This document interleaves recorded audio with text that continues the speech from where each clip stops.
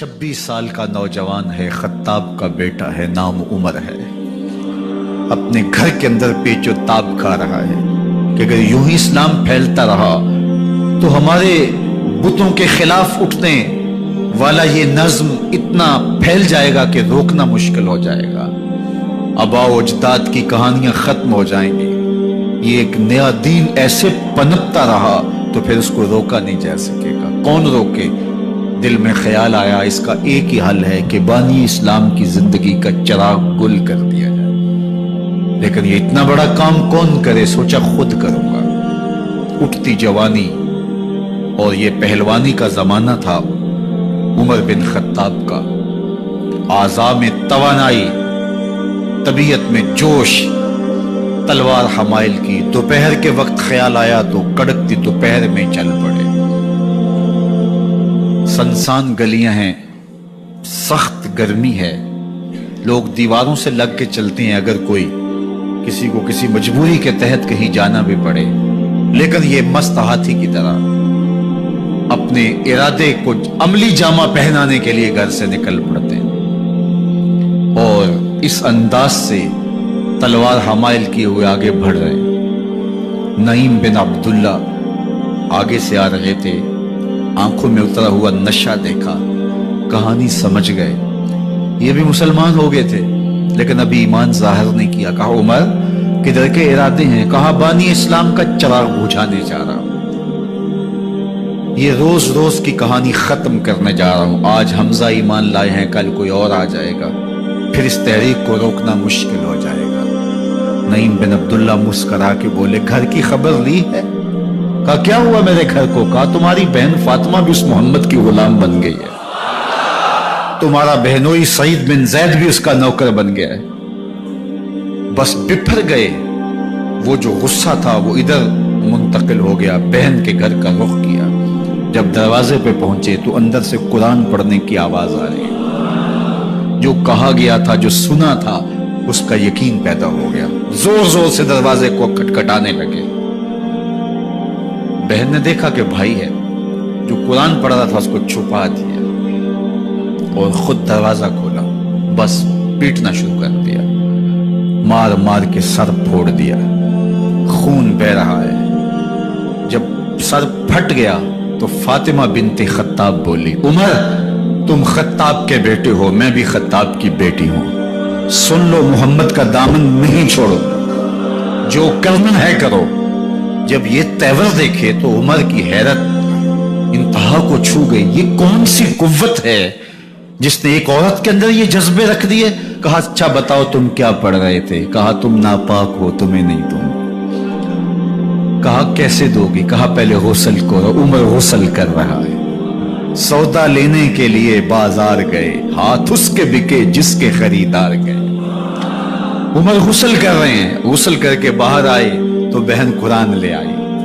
वो खजूर की छालें, वो चमड़े के ऊपर लिखा हुआ कुरान सामने रख दिया। उमर पढ़ रहे हैं ताहा मा अंज़लना अलैकल कुरान लितश्का। ए 14वीं के चांद महबूब, कुरान इसलिए नाज़िल तो नहीं किया था कि तुम मुशक्कत में ही पड़ जाए। महबूब रहमत के दरवाजे खुल रहे हैं, करम नवाजियां होने वाली हैं। उमर पढ़ते गए, आंखों के बंधन टूट गए, आंसू आने लगे, टप टप आंसू गिरने लगे। उमर रो रहे हैं, बदन कांप रहा है। आए किस इरादे से थे, अब हालत क्या हुई जा रही है।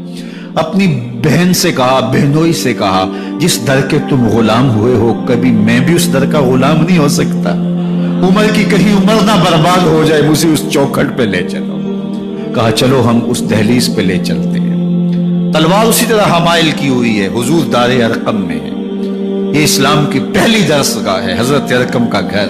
मुसलमानों की तादाद बहुत थोड़ी, यहाँ छुप करके दीन सीखते हैं। हुजूर भी वहां तशरीफ फरमा थे, बाकी असहाब भी वहां तशरीफ फरमा थे। हजरत मेरे हमजा भी वहां थे। दरवाजे की दर्जों से देखा कि उमर आ रहे हैं, तलवार भी हमाइल की हुई। सहाबा ने कहा उमर आ रहे हैं। मेरे हमजा ने कहा कोई परवाह नहीं, आने दो। अच्छा इरादा हुआ तो खुश आमदेद कहेंगे, इरादा अच्छा न हुआ उसकी तलवार से गर्दन काटूंगा। अल्लाह अकबर। जब दरवाजा खोला तो दो सहाबा ने बाजुओं से पकड़ लिया, कंधों से।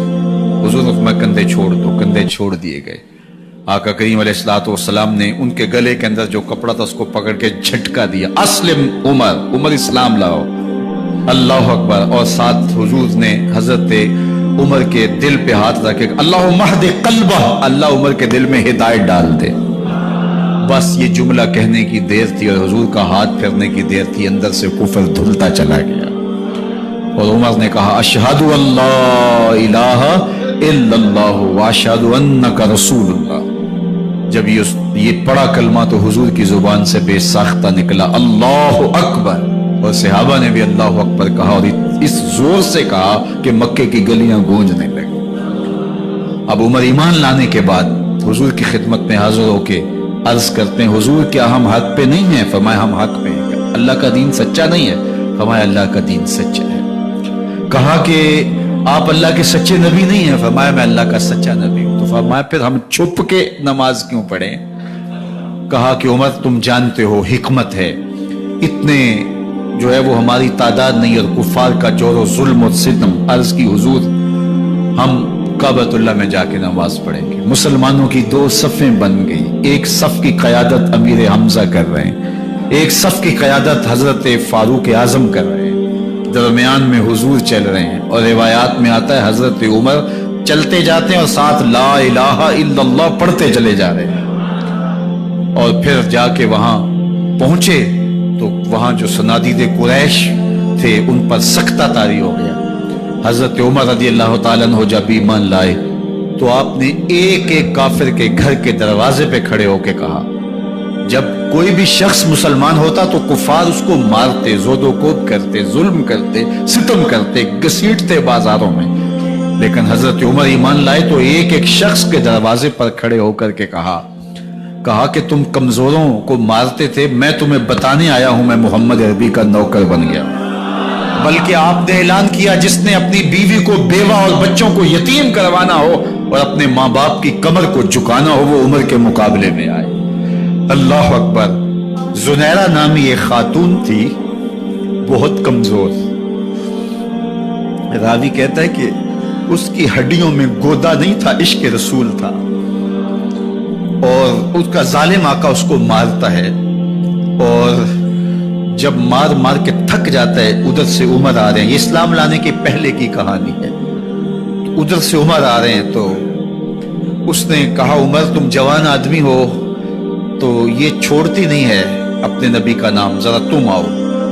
عمر کوڑا پکڑ لیتے ہیں، اسے مارتے ہیں، مارتے مارتے تھک جاتے ہیں تو پانی پینے لگتے ہیں، تو کہتے ہیں مجھے تیرے پہ ترس نہیں آیا لیکن میں ذرا پانی پینے لگا ہوں، اور پھر گلے کے اندر کپ ڈال کر کے کوڑا اور اس کی رسی کو بل دیتے ہیں اور اس کی آنکھیں باہر نکل آتی ہیں، اور کہتے ہیں بلا اپنے نبی کو جو تیری آنکھوں کی بینائی واپس کرے۔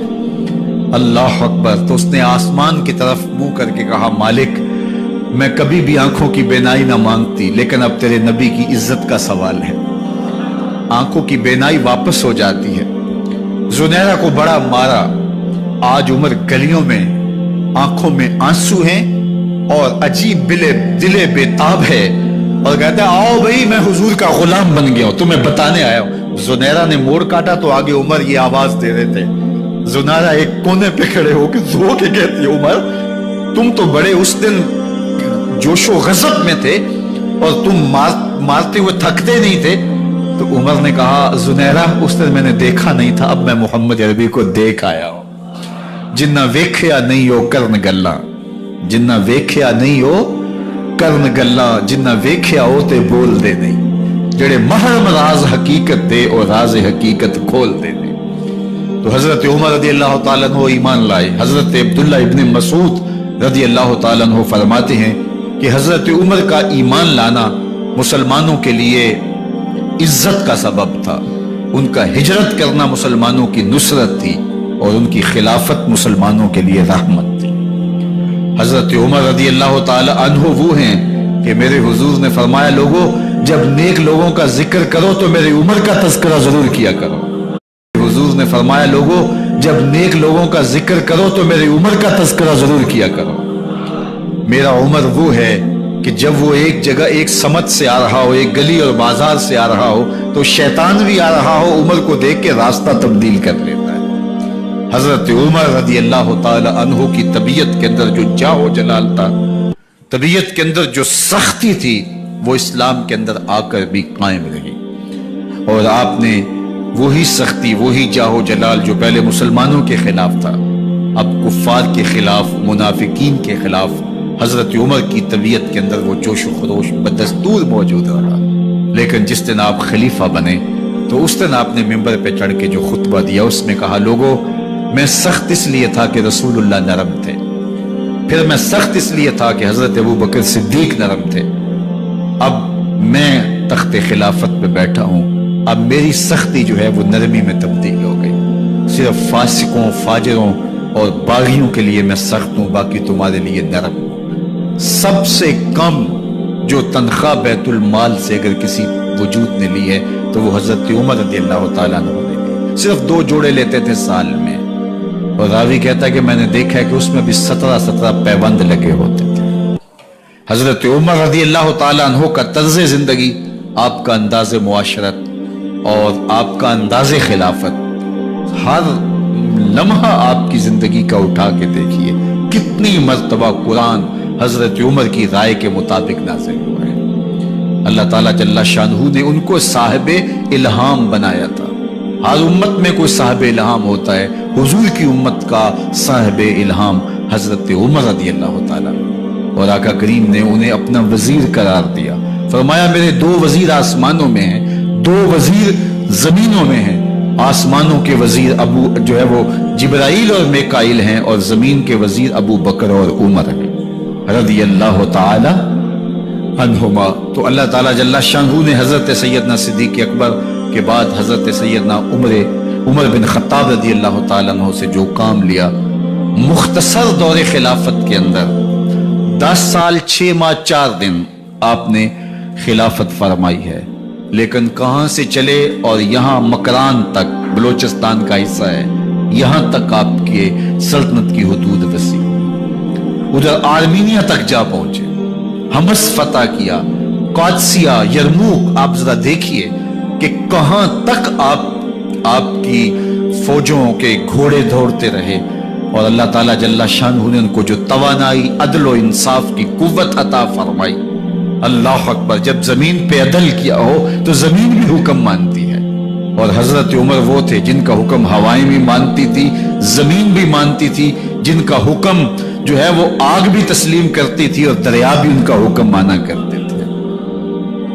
مصر کے اندر رسم بد جاری تھی، یہ رسم بد جاری تھی کہ سال کے بعد 1-2 شیزہ کو زیورات پہنا کے اچھے لباس میں ملبوس کر کے دریا کی بھینٹ چڑھایا جاتا، اس کی قربانی دی جاتی، اس کا خون بہتا تو دریا چلتا۔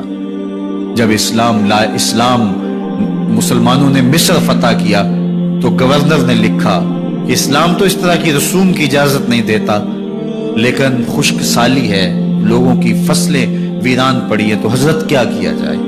تو حضرت عمر رضی اللہ تعالیٰ عنہ کو جب قاصد آ کے پیغام دیتا ہے تو کاغذ کے ٹکڑے پہ لکھتے ہیں بسم اللہ الرحمن الرحیم، مصر کے نیل کی جانب عمر کا خط، لکھتے ہیں اے نیل اگر تو اللہ کے حکم سے چلا کرتا ہے تو چل، ورنہ ہمیں تیرے چلنے کی کوئی حاجت نہیں۔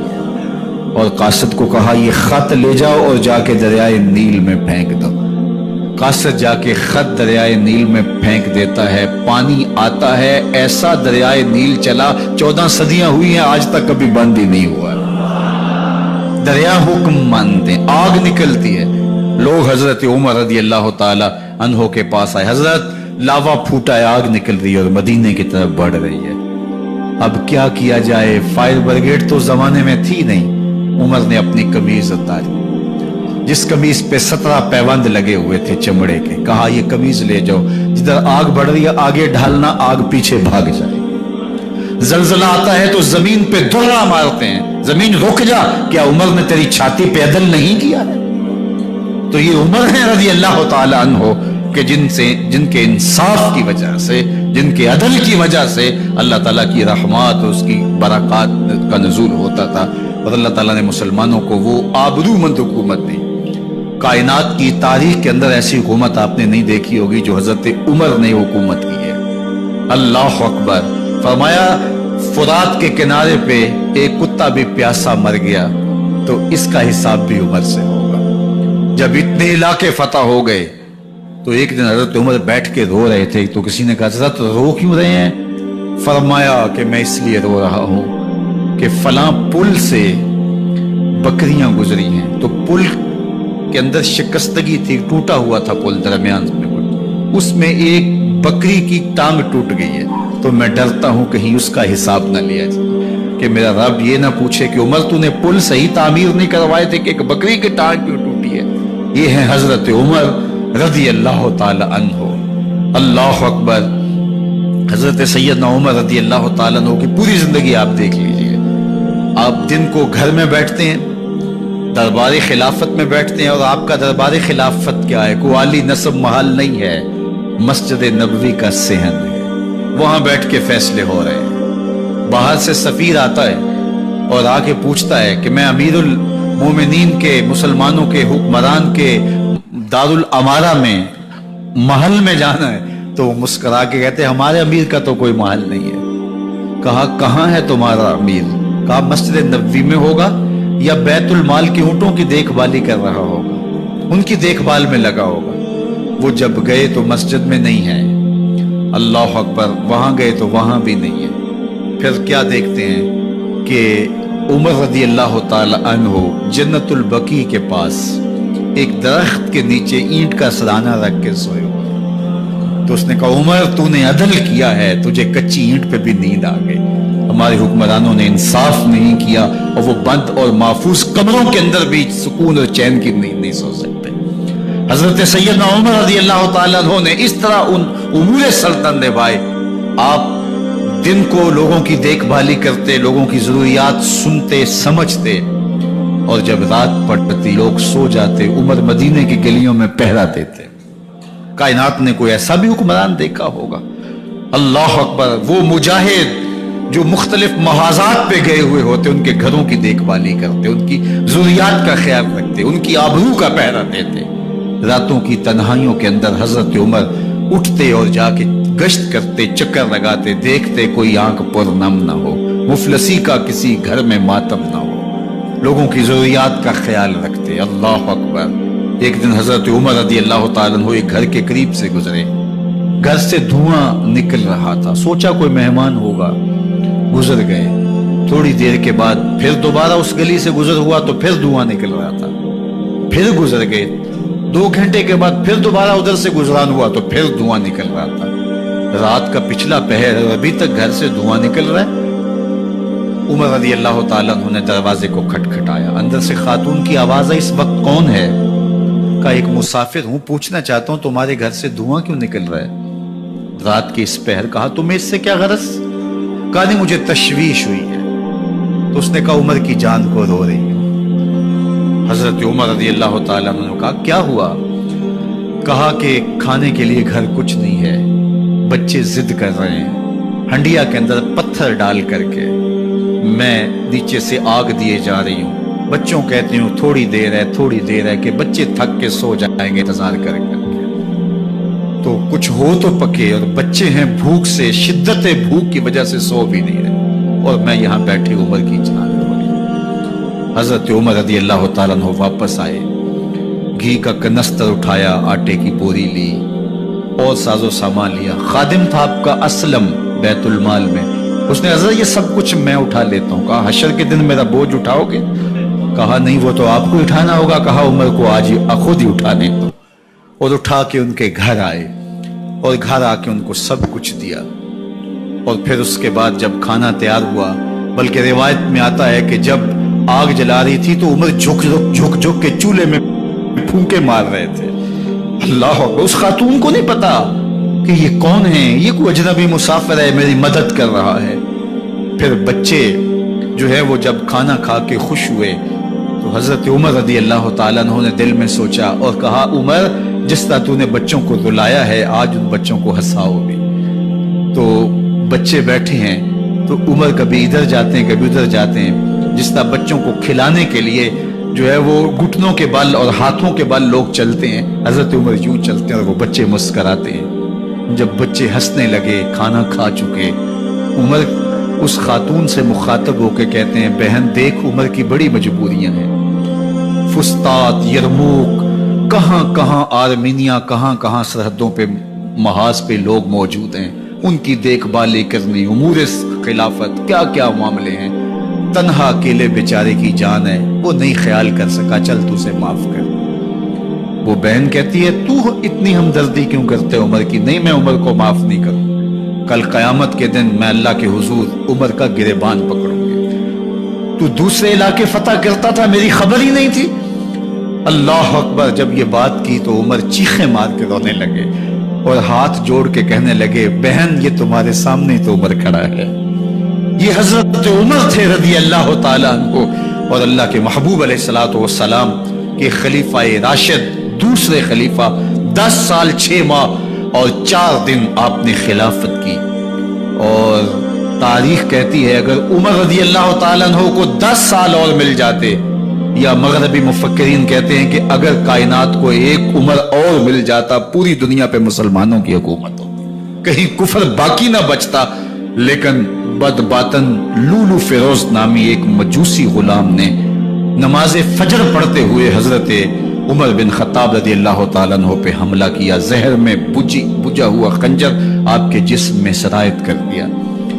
آپ وہاں سے اٹھا کے گھر لائے گئے اور 4 دن تک مسلسل آپ اس اذیت اور تکلیف میں رہے۔ جب آخری وقت آیا تو اپنے بیٹے کو بلایا، کہا بیٹا میں نے ام المومنین سیدہ عائشہ رضی اللہ تعالیٰ عنہ سے پوچھا ہوا ہے کہ میرے مرنے کے بعد حضور علیہ السلام کی قربت میں مجھے جگہ دے دی جائے، ہو سکتا ہے میں امیر المومنین مسلمانوں کا خلیفہ ہوں تو اس وجہ سے انہوں نے اجازت دے دی ہو، جب میں فوت ہو جاؤں تو ظاہر خلیفہ نہیں رہوں گا، تو پھر جا کے ان کو دوبارہ کہنا کہ میرے باپ کا پیغام ہے، اگر وہ اجازت دیں تو مجھے حضور کی قربت میں دفن کر دینا، اور اگر وہ اجازت نہ دیں تو پھر جنت البقیع میں مجھے دفن کر دینا۔ جب حضرت سیدنا عمر بن خطاب رضی اللہ تعالیٰ عنہ کا انتقال ہو گیا تو آپ کے صاحبزادے ابن عمر حضرت عائشہ رضی اللہ تعالیٰ عنہ کے پاس گئے، کہا کہ میرے باپ کا سلام ہے آپ کے نام، انہوں نے آپ کو زندگی میں کہا تھا کہ حجرہ انور میں سیدنا صدیق اکبر کے ساتھ 2 گز جگہ مجھے بھی نصیب ہو جائے، تو آپ نے اجازت دے دی تھی۔ تو میرے والد گرامی نے فوت ہوتے ہوئے کہا کہ دوبارہ ام المومنین کے پاس جانا اور دوبارہ پوچھنا۔ اس وقت تو میں امیر المومنین تھا، ہو سکتا ہے وعدہ کر لیا ہو، لیکن اب اگر آپ اجازت دیں تو یہاں ہم قبر ان کے لیے کھود لیں، ورنہ ہم جنت البقیع میں دفن کر دیں۔ تو ام المومنین سیدہ عائشہ رضی اللہ تعالیٰ عنہ رو پڑی اور فرمایا یہ جگہ میں نے اپنے لیے رکھی تھی، لیکن عمر نے اسلام کے لیے خدمت اتنی کی ہے کہ میں نے خود ترجیح دی ہے، اس لیے میں اجازت دیتی ہوں کہ یہاں عمر کو دفن کیا جائے۔ اللہ اکبر۔ اور پھر وہاں حضرت عمر رضی اللہ تعالی عنہ کو دفن کیا گیا۔ یہ قبر میرے حضور کی ہے، ساتھ حضرت صدیق اکبر ہیں، ساتھ حضرت عمر فاروق رضی اللہ تعالی عنہ ہیں۔ جے شک ہووی تے چل مدینے، جے شک ہووی تے چل مدینے، ویکھ لے جوڑ مزاراں دا